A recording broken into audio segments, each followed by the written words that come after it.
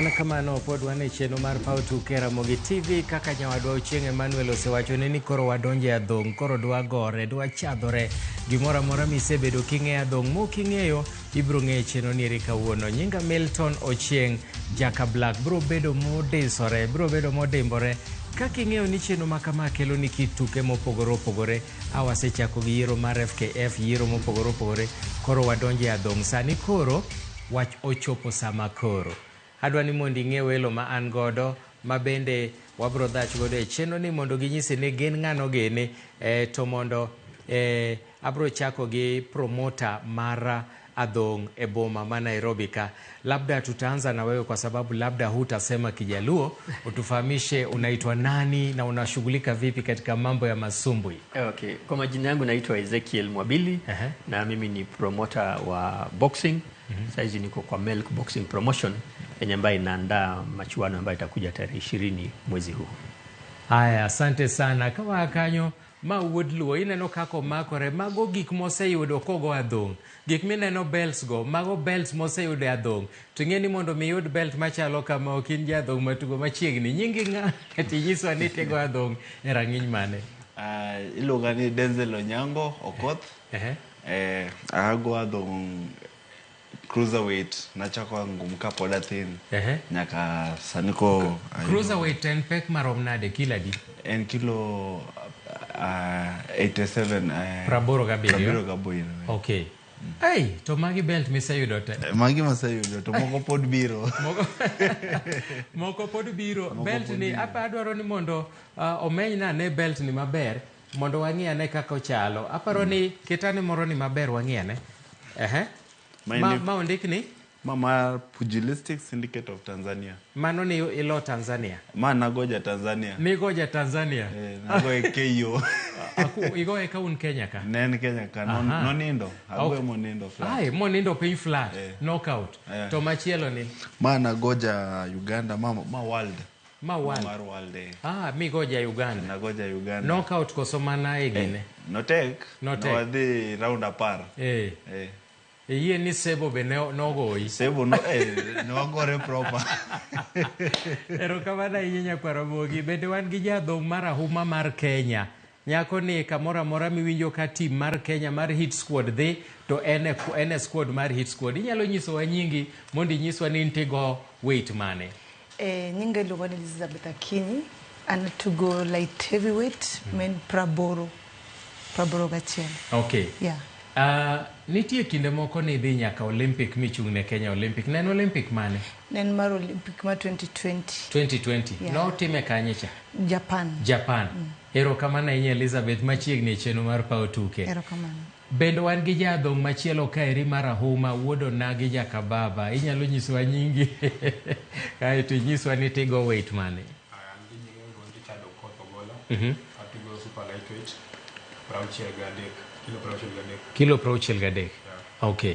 Tani prario. Kodi gore kodi jakenya kodo ka Okay. Kapok wadhi kanyo adwa ni migosi Mwabili ma en promoter mar boxing onyiswa neni to ang'o manoneno ni nini ulianza kuona ukasema labda uingie katika mambo ya kupromote mambo ya masumbwi. Nini uliona ambacho hakikuwa mbeleni kwa wana masumbwi wa Kenya?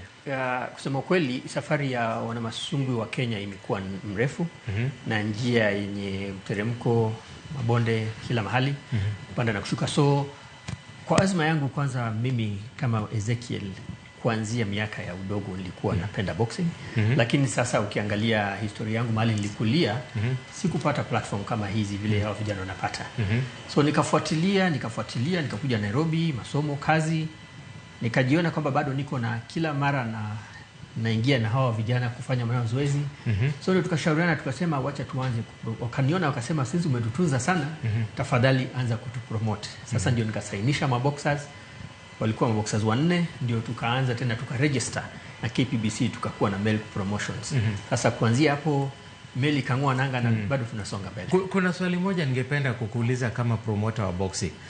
Wakati wa zamani tulikuwa na mabondia wengi sana wa Kenya ambao katika Olimpiki labda wangelete medali lakini siku hizi kidogo hata wakifika Olimpiki unakuta labda mtu mmoja amekuja na shaba Nakumbuka kuna Olimpiki ambayo ilitangulia hii ambayo imepita. Kuna mwana bondia mmoja tu ambaye alikuja na shaba. Huyu anaitwa nani huyu? Kuna huyu mwanadada huyu mwembamba huyu. Ndiye alikuja na shaba peke yake. Mabondia wengi wa Kenya hawapati nishani katika mashindano makubwa. Nini inaweza kuwa inaendelea? Nafikiri katika kila mchezo kuna njia nyingi zenye ambazo zinaweza changia kufaulu ama kuanguka. So ukiangalia kwa huu mchezo wa ndondi, support sana sana ya training, unakuta hawa mabondia wengi ambao wanaingia especially kwa training na kwenda kwa hizo mchuano hawapati time ya kutosha ya kutrain. Alafu ukiangalia pia boxing ni kama tu any other sport. Kuna mambo mingi, kuna training, kuna mlo ile wanakula, kama ni mlo aina gani, is it quality food ama si quality food. Alafu tena kuna ile mindset pia maybe tunaweza sema. So pia support maybe ya ground Kenya bado haija kita mizizi kama vile tulikuwa wakati wa bondia kama Omar Kasongo wakati walikuwa wanakuja na medali wakati. Nakumbuka akina Wangila na Punyi, Patrick Waweru, BK Kamau. Unakumbuka wakati huo wakienda Olimpiki wanakuja na medali sana. Asante sana. Denzel Kadu Okuomi ne wabedo kodi kinde moko ka motelo to noka neno kitingo gik mitingo kawuonogi. Maka ne pok iyudogi koso ni seyudogi? Makaka manabiro kacha mokwongo ne pok ayudogi. Ne pok iyudogi. Korka na achako professional na amateur. Ko na donje professional. Koka manabiro ka no ka di tugo weekend no. Kaso na tugo weekend no, kaso obet matin, kaso tugo korka ma indie mana yudo mokwongo. Kaso ma yudo 2023, ma 2024. To koro gigi kiyudo, nitie monetary value, nitie pesa mimi ikiseyudo gima chalo kama koso ma imiya tikano maridadi ya ot. Okay, maridadi. The time me defend to once kiseyude ibet champion, ibedo ranked malo. Kasto kisebet ranked malo, anytime me defend belt ni to yudo ka pesa ni malo, yudo ka promoter koro and ma manager na kede ni promoter ko yudo ka manager bargaining power ne the bit malo. Ko nyisa jogo ni kijana ni adwa pesa makama, ko ken pesa makama to kotugi. Koro initeria da oten mochiemo. Ka ng'ato godho gi ten michule. No, ingeni boxing nyakibed gi manager ngama ngi ngama wuoyo ni. No nyakibed gi manager, ibed gi lawyer, ibed gi daktari be. Namuuliza kwa nini yeye ndiye anapigana alafu manager ndiye analipwa. Lakini ni kwa sababu hiyo. Hebu tuende kwake Elizabeth kaluwore gi kaka isego adhong. Nitie nyithindo manyiri ma samoro gombo donjo adhong to giluor nikech ma en sport mineno kigoyi chon ne nitiere ji ne rwakoga iluongo ni helmet, headgear. To tinda neno ka thoth ne ok rwaki. Ang'o manya bedo ni timore? Ok winj ka ng'ato nyalo hinyi sama ugoru kamano nikech en sport moro ma physical. Kodok kor amateur koro ken professional koni. Amateur dwaro gimoro kaka endpoint semidwaro tekni ng'ato ochopo kuomi. Ida irango juzi monyalo chopo go kuomi. Emomiyo ok en effective sana lakini pod nitiere gimoro nyakidonji orako. Ipuonji jab, ipuonji right, ipuonji defending yourself. Koro kidonji ring kacha to ensure ni nyalo timango, inyalo defend yourself. Koro ka ngumo biro wacho ni koro kake kitoga gad kama kangu mobiro nyalo donji lweti ok donji obungo ni direct. Ng'eny joluoro ni boxing kelo miuji wigi kethre lakini mano en mriambo. Adier. Ana tugo boxing. Onge chieng' moro ma ng'ato osego imi winjo ka wiyi koro ok mari. Cheche moro goya St. Teresa's ba winjo gima shock mo kiagi mono chot koni but I think tu nilishtuka tu but podi dok mane boxing. Adoka doki boxing en gimoro ochala addictive. Ineno ni down rach lakini ochalo betting maka ng'ato donje to kwe. Ka ko tuoni fight no ayiwak ma anana no tuona tugo. Koro ibed addictive. Ini sechung' ne Kenya e tuke mang'eny mag akiani mag Africa, akiani mag world.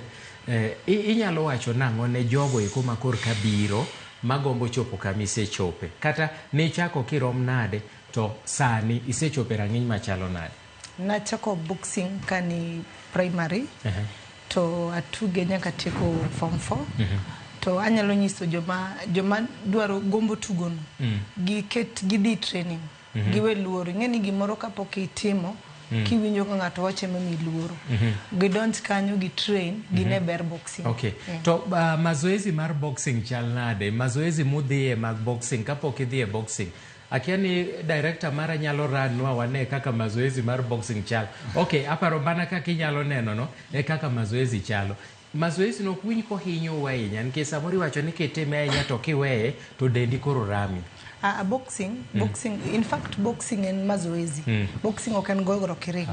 To boxing dwaro gimoro amora, inyalo tugo boxing lakini in gi time mar swimming, idhi football nikech footwork, itimo gik moko mang'eny. Boxing dwaro training. Okay. To keki train, kichopo ring kacha imido ka idwani bang adhong to tamre, muscle ni tamre recognize tegi mabiro. Okay. Okay, aduogo kuomi kendo. Iwacho ni nego e kanye? Anago e palpal. Iluongo ni? Palpal. Palpal ni kanye? Buruburu? Pumwani. Okay, sama koro utimo mazoezi kata ma udwa dhie a serious championship, ng'amu timo go mazoezi ugoru mar adier kosu en mar wuondruok ni to ng'ato sudo ni? Sama koro wajipanga mdoje. Kata kudwa dhie Olympic wach ni koro nikech na dhie training mana yudo Elizabeth Andiego na yudo nyadendi moro no to na Kasarani to na neno ka training cha coach ne miyo gi na we migo matek kabisa do ni coach to ng'eyo kaka punch un samo dwa dhi a serious competition komi ng'ato mu train go nikech mpira samo dwa dhi to jogi train gi jogi timo what you will actually do uno time nango ugoru mar adier mana wacho ni you do what you have to do manage my team. To kakoro hinyi kapok idhi Olympic. Imi waga time. Bali practice kama sparring. Okinyal time ka game chini. Aha. Okay. Next week. Nyakwara Mogi dhao moro biro maduong' Nairobi. Holiday cha iluongo nang'o? 20th. Mashujaa Day. Kendo Mashujaa Day magi mashujaa ma Kenya. Jogi gin jok mosebedo ka chung' ne Kenya e tuke mopogore opogore. Labda utuambie kuhusu hii fight ambayo inakuja Mashujaa Day na utuambie itakuwa wapi, kwa sababu watu wengi labda wangetaka kuja kushuhudia jinsi wana Kenya wanapambana, na utuambie labda wana masumbu ambao wanakuja wanatoka wapi na wapi, ni Kenya peke yake ama cross? Asante. So mchezo huu ama mchuano huu tumeupanga kwa muda sasa. Na utapata kuwa kuna wanabondia wenye ambao wanatoka Kenya na Uganda. So mchuano huu utafanyika tarehe 20 hapo Charter Hall nyapo tu City Hall katikati mwa jiji la Nairobi. Na tumeupanga kwa kuwa ya tarehe 20 ni siku ya Mashujaa Day. Hapo pia ndio tunakuwa tunaanzisha hii series inaitwa Raw in the Ring. Yani Simba na Guruma. So ni Simba mmoja tu. Inaitwa Raw in the Ring. Yes. Hiyo series hiyo ndio sasa itakuwa inaitwa hivyo. Every month tutakuwa na mchuano huo. So in Raw in the Ring tunatarajia kwamba mabingwa wakati wanapoingia wawili ni mmoja tu mwenye ambaye atapata kunguruma. Okay. So ndio maana inaitwa Raw in the Ring. Na sasa atakayeshinda atafaidika vipi? So kufaidika kwa saizi tunaita ni titleless, haina title. Yeah? Lakini cha muhimu ni kwamba huu mchezo vile umepangwa huko unaingia katika statistics za box rec international. So kila mwanabondia mwenye anaye participate kwa huu mchezo anapigania pia kuwa na alama, kwa sababu wakati unacheza alama zenye unakusanya ndio zitaingia kwa box rec, hapo ndio utaonekana dunia mzima kama utapata kupata mchezo mwingine. Okay. Nafahamishwa kwamba in bend ibrogori chiengno. Isenge ngamede daugo. Picha na miseneno. To king'iyo wang'e iluore. Onge luoro gato. Ma ingi geno ni bro timo maber. Idhi goye. Akanye. Kayole. Robogi nene. Okay, kapok adhi mbele. Okay, Elizabeth, in ing'e ng'ama idhi gori go? Ang'e ng'ama dhi gora go. Akanye? Kisumu. Kisumu. Busega romo. Waseromo. Be usega fight motel? Podi lakini korwa dini eni ilunge bende ilunge ni Akinyi. Bilunge na Akinyi. Korwa dini the real Akinyi. Udenge the real Akinyi. Yeah. All the best, Elizabeth. Aya. Onyisa ni ine the main fighter chiengno. Ine ma piny duto en makoro ichalo final mar World Cup. Ini dhi dhaw gi ng'a? Ane Kenya one. Ine Kenya one. Ane Kenya one. Ane matingo Kenya chengno. Ko adho gi ja Uganda. Ja Uganda. Anye do anyiso ma ja Uganda ubiko ikore. To ma ni lo ja Uganda. Mana go ja Uganda. Ni go ja Uganda. To podo giwinji gibi. Podo giwinji giduga. Wigitek. Mana go ja Tanzania keyo. No nindo flat ko chung to Omer. Sani kata Tanzania ka winja ogidwa. Giluor ogidwara. Ma ogiwach ni hii ni hujuma. Ogidwara nikech cheche moben sade Tanzania. Okay. Ne ja Tanzania tamureda okoda. No. Okay. Kocha bana kilo nanga duong bwana. Nano duong sana. Lakini weite mingio gado. To weite mingio. No tamureda ring. Okay, labda ninafahamishwa tumesalia na dakika 2:30 hivi. Ningependa utuambie sasa, sisi ambao tungependa ni mashabiki wa masumbwi, tunataka kuja pale. Tunakuja namna gani? Tuambie, tukumbushe kwamba ni wapi, alafu umuhimu wake, alafu na tunakuja vipi, tunaingia vipi? Okay. So vile nilivyotangulia, mchezo utafanyika Charter Hall. Yes, Charter Hall. Hapo City Hall. City Hall to CBD. Na ukitaka saizi tickets bado zinauza. Ukibonyeza *487 *27 hash, ambapo utafuata, utachagua na unaingia na VIP 1500 ama regular 500. Unasema VIP ni 1500 shillings only. Regular ni 500. Mimi nitakaa kwa 500 bora ni. So uzuri wake ni kwamba games zitakuwa nyingi, zitakuwa total 9 games. 9 games. Then pia kutakuwa na music kidogo, so it's a whole fun entertainment. Music nani atakuwa na Jua Kali atakuwepo. Kwa hivyo jambo la mwisho kwa boxers wa Kenya ambao labda wanapoteza matumaini kwa sababu wakilinganisha na wakati ule hit squad ilikuwanga hit squad. Lakini siku hizi kidogo ukweli ni kwamba hatukuwa na mwanamasumbwi kwa Olympic. Sasa matumaini gani utawapatia wa Kenya kuhusu boxing? Matumaini ni kwamba sasa hizi wapate kuangalia Milk Promotions because inazunguka Kenya nzima. Milk Promotion. Milk Boxing Promotion. Milk. Yes. M-E-L-K. Yes. Okay. Boxing Promotion inazunguka Kenya mzima, at least tuzindue hivi vipawa venye viko vinajificha hapo. Na hope iko ni kwamba because hawa wanacheza ni vijana tu kama hawa. So kila mtu atapata nafasi, bora tu tujikimu na tupate kuwa na yale malengo kuwa the best boxers in the world. Labda mna social media pale mnapatikana? Tunapatikana kwa Milk Promotions. Milk Promotions. Yes, kwa Milk Boxing Promotions kwa Facebook na Milk Promotions kwa Instagram. Alafu kwa tovuti ni www.milkpromotions.com. www.milkpromotions.com. Asanteni sana kwa kunipa nafasi yenyu tukaongea kuhusu masumbwi. Ramogi ne waneweche magadhong. Akiani Denzel adwa ni tima ne kama wane kaka kita giloka monde tima ne kama kagimi dwago ngato. Kanyo ero haya Uganda bedready. Ngato bedready. Uganda. Tema ne wane kakigoga ji. Tema ne kakigoga. Hey you. Ne wange. Sajego iger mi loko sura.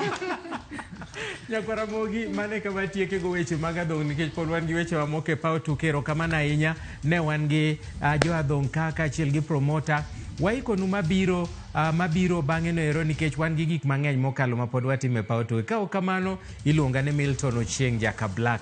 Oriti masani to kik idhi mabor. Festus Lango gine ka awuor Pogba nika to gi mamoko te gin ka mang'eny go Chieng Emmanuel pod gin mathoth magikelo. Oriti masani.